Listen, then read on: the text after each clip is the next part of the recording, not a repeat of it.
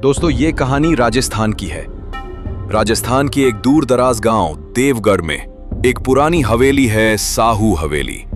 हवेली कई सालों से बंद पड़ी है, लेकिन गांव वालों का मानना है कि वहां एक खौफनाक गुड़िया रहती है जो रात के अंधेरे में चलती है, हंसती है और मारती है। गुड़िया की पहचान है लाल चुनरी, सफेद चेहरा, काली आंखें और सोने के झुमके।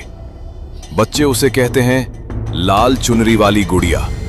आरव एक कॉलेज स्टूडेंट गर्मियों की छुट्टियों में अपने दादा दादी के पास गांव आया था।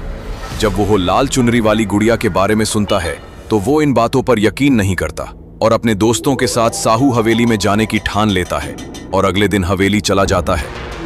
हवेली में उसे थोड़ा अजीब लगता है, लेकिन वो मजाक में उड़ा देता है और आगे बढ़ता है। आगे उसे एक गुड़िया मिलती है। मजाक में वो हवेली से गुड़िया उठा लाता है और अपने कमरे में रख देता है।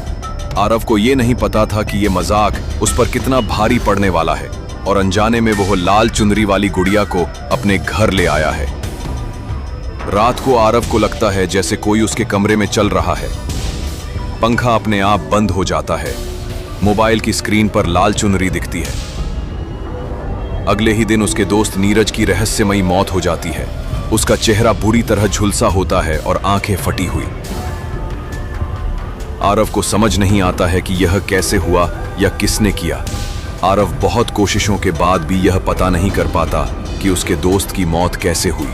फिर अचानक आरव को उस लाल चुनरी वाली गुड़िया का ध्यान आता है और वह उस गुड़िया के बारे में अपनी दादी से पूछता है तो वो बताती हैं वो गुड़िया असल में एक तांत्रिक की बेटी थी।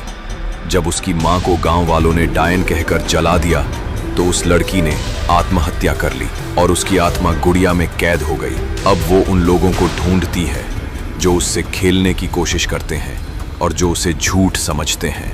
अब हर रात आरव के घर में कोई मरता है। पहले पालतू जानवर, फिर नौकर और फिर दादी।